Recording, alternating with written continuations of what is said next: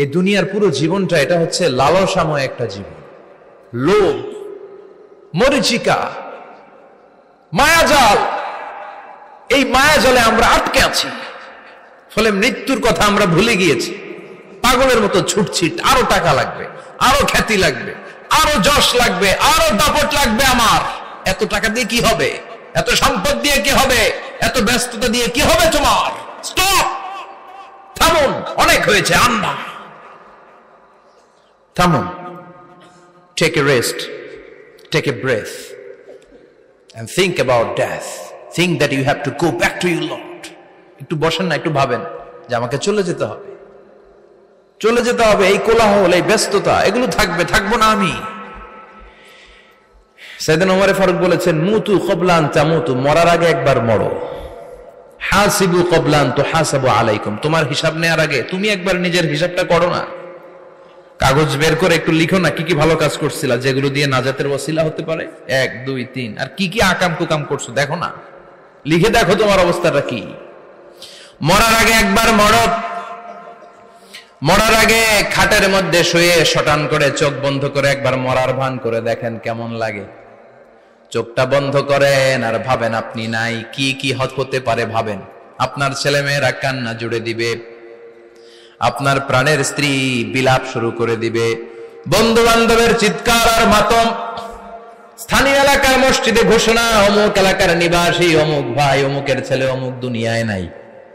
সব আত্মীয়রা চলে আসবে, ফেসবুকে স্ট্যাটাস দেয়া হবে, সবাই সবাইকে জানাবে বিকাল 4টায় অমুক হাই স্কুল ময়দানে আপনার জানাজা। ছুটে আসবে, সবাই ছুটে আসবে আপনাকে শেষ বিদায় দিতে, গুড বাই জানানোর জন্য, আল ওয়াদা, বিদায় জানাতে আসবে সবাই।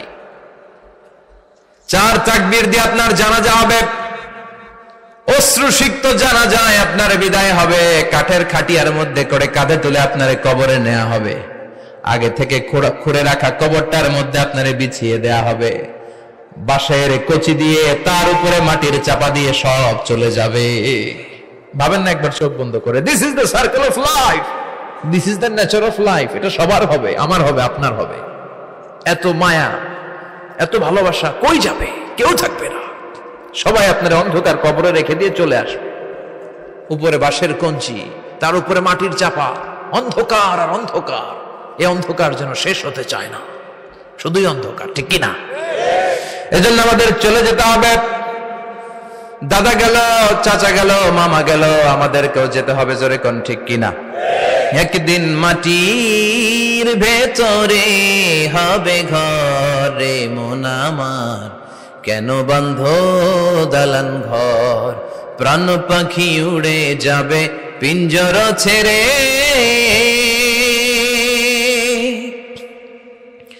ধরা ধামে সবই রবে, তুমি যাবে চলে, বন্ধু বান্ধব যত, মাতা পিতা যারা সুত, সবই হবে তোমার পরে মন আমার, কেন বন্ধ দালান ঘর, একদিন মাটির ভেতরে হবে ঘরে মন আমার, কেন বন্ধ দালান ঘর, ঠিক কিনা?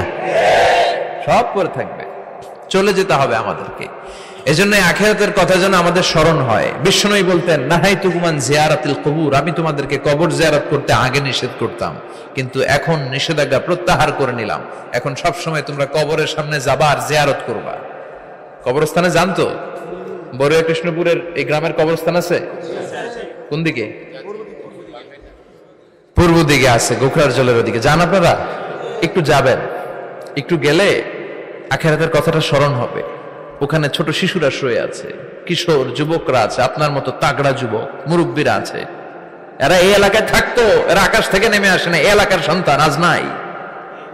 একটা সার্টেন পিরিয়ড শেষে আপনিও থাকবেন না। This is the nature of life, this is the circle of life. ছোট্ট শিশু হয়ে এসেছিলেন, শৈশব, কৈশোর, যৌবন, প্রৌঢ়ত্ব। আগে ছিলেন সিঙ্গেল, বিয়ে করে হয়ে গেলেন ডবল। এরপরে আল্লাহ আপনাকে একটা মেয়ে দিল, এরপরে মেয়েকে বিয়ে দিয়ে শ্বশুর হলেন, এরপরে ওই মেয়ের ঘরে সন্তান হতে নানা হলেন। আর কতদিন? অনেক দিন হলো তো, অনেক লম্বা সময় পেয়েছেন আপনি। Think about death.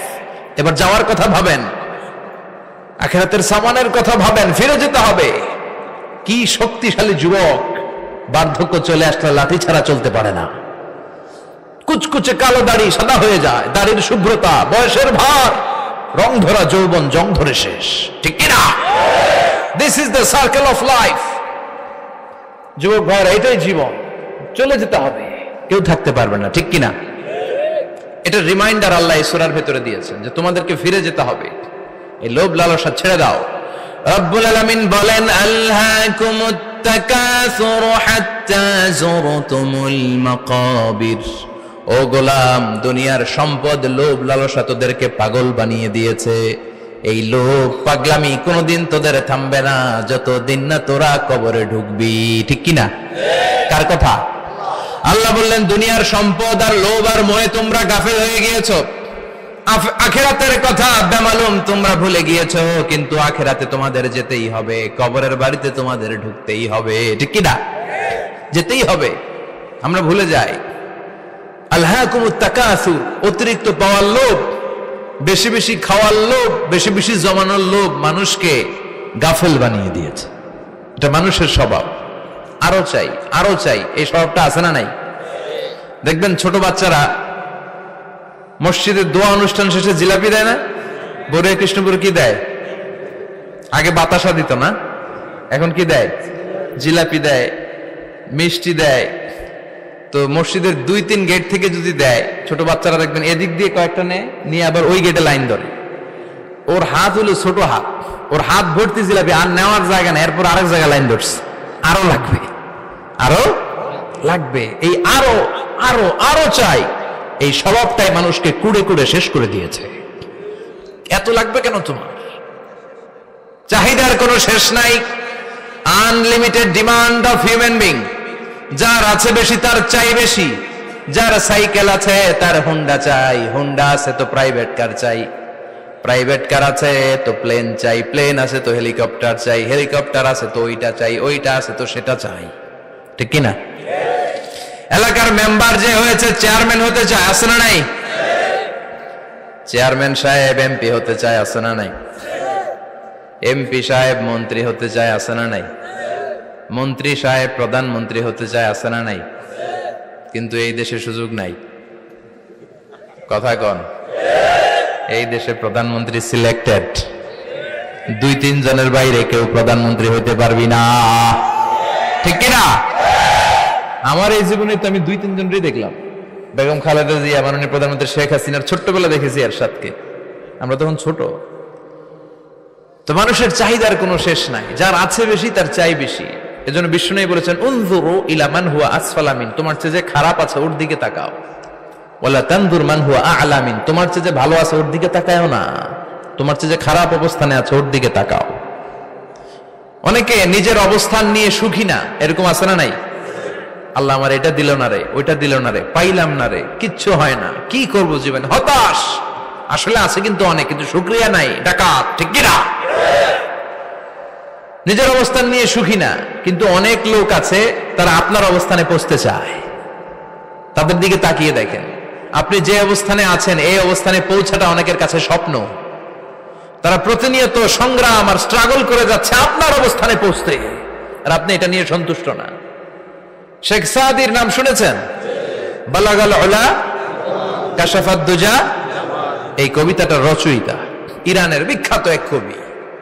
উনি একবার আর্থিক সমস্যার মধ্যে দিয়ে সময় কাটাচ্ছেন, টাকা নাই, পয়সা নাই, পায়ে দেওয়ার মতো জুতা নাই। উনি খুব দুঃখ পেলেন, হায় রে, আমি ইরানের এত বড় কবি, আমার পায়ে দেওয়ার মতো জুতা নাই। দুঃখ ভরা মন নিয়ে রাস্তায় হাঁটতে বেরোলেন। হাঁটতে হাঁটতে হঠাৎ দেখলেন একটা লোক শুয়ে শুয়ে কাঁদছে, ওই লোকটার 2টা পাই নাই, পাই নাই। উনি সেজদায় পড়ে গেলেন, আল্লাহর কাছে ক্ষমা চাইলেন, আল্লাহ অনেক দিয়েছো, শুকর আলহামদুলিল্লাহ।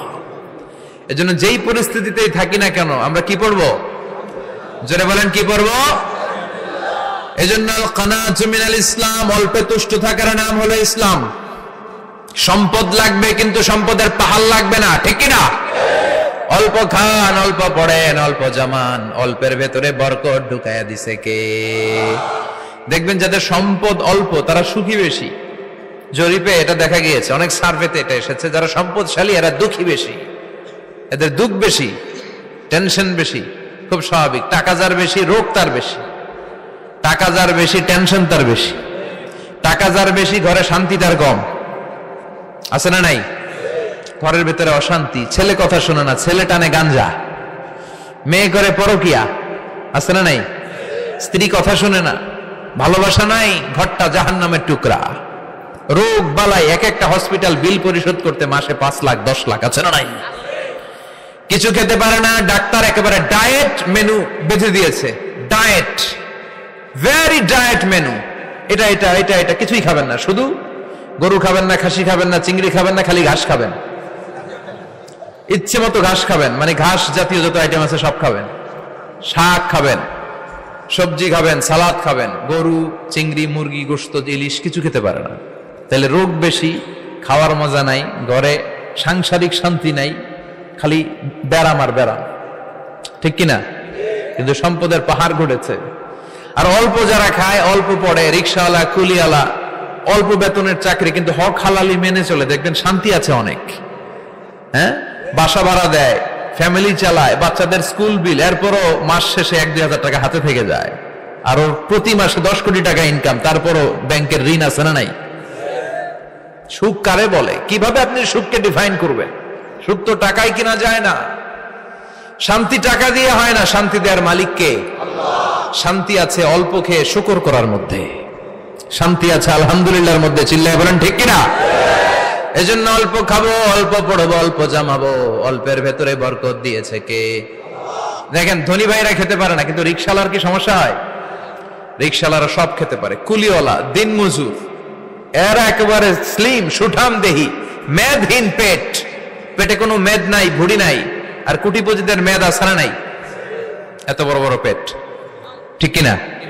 আমাদেরও পেট আছে, তবে হালাল পেট। এটা হারাম টাকা দিয়ে এই ভুড়ি বানাই নাই আমরা। চিল্লায় বলেন ঠিক কিনা? রিক্সাওয়ালা, কুলিওয়ালা নিজেও নামাজ পড়ে, বউ নামাজ পড়ে, বাচ্চাটাও নামাজ পড়ে, রিক্সা চালায় আর জিকির করে লা ইলাহা